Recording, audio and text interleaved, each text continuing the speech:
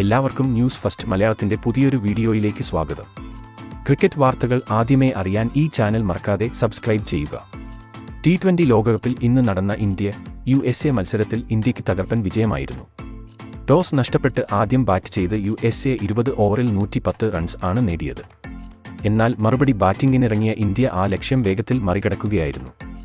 മത്സരശേഷം Indian captain Rohit Sharma പറഞ്ഞത് ഇങ്ങനെയായിരുന്നു: ഇന്നത്തെ മത്സരം വിജയിച്ചതിൽ ഞാൻ വളരെ സന്തുഷ്ടനാണ്.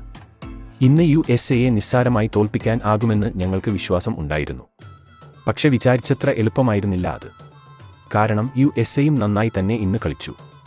രണ്ടാം ഇന്നിംഗ്സ് ഞങ്ങൾ വിചാരിച്ചത് പോലെ ബാറ്റ് ചെയ്യാൻ സാധിച്ചില്ല. തുടക്കത്തിൽ ഒന്ന് പതറിയെങ്കിലും പിന്നീട് ഞങ്ങൾ തിരിച്ചു വന്നു. അതുപോലെ തന്നെ ഇന്നത്തെ ബാറ്റിംഗിൽ പ്രകടനം കുറച്ച് മോശമായിരുന്നു.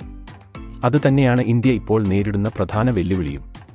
അതിൽ തന്നെ ഏറ്റവും വലിയ പ്രശ്നം കോഹ്ലിയുടെ ഫോമാണ്. കഴിഞ്ഞ മത്സരങ്ങളിൽ ഒന്നും തന്നെ കോഹ്ലി മികച്ച പ്രകടനം കാഴ്ചവെച്ചിട്ടില്ല. അത് ഇന്ത്യക്ക് ഒരു വെല്ലുവിളിയാണ്. മാത്രവുമല്ല, ഇനി വരുന്ന മത്സരങ്ങൾ വളരെ പ്രധാനപ്പെട്ടതുമാണ്. അതുകൊണ്ട് തന്നെ ടീമിലേക്ക് പുതിയ ഒരു ഓപ്പണറെ കൊണ്ടുവരാൻ ആണ് പുതിയ തീരുമാനം. അത് മറ്റാരുമല്ല, ആരാധകരുടെ പ്രിയപ്പെട്ട സഞ്ജു സാംസൺ ആണ്. അടുത്ത മത്സരം മുതൽ ടീമിൽ എന്നോടൊപ്പം സഞ്ജു സാംസൺ ആയിരിക്കും ഓപ്പണിംഗ് ചെയ്യുക. ഒരുപക്ഷെ സഞ്ജു സാംസനെ പോലെ ഒരു ബാറ്റർ ഉണ്ടായിരുന്നെങ്കിൽ ഇന്നത്തെ മത്സരം കുറച്ചുകൂടി നേരത്തെ തീരുമായിരുന്നു. എന്തായാലും അടുത്ത മത്സരം മുതൽ സഞ്ജു ടീമിൽ എത്തും. എന്തുകൊണ്ടും ഇന്ത്യൻ ടീമിൽ കളിക്കാൻ യോഗ്യത സഞ്ജുവിനുണ്ട്.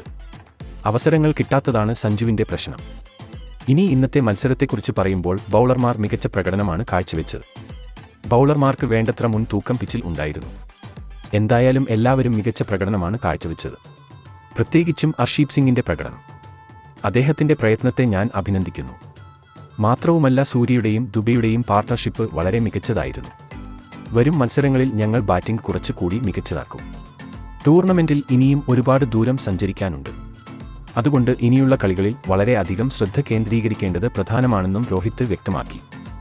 ഇന്ത്യ ഇന്ന് വളരെ മികച്ച പ്രകടനമാണ് കാഴ്ചവെച്ചത്. ബാറ്റിംഗിലും ബൗളിംഗിലും അവർ ഒരേപോലെ തിളങ്ങി.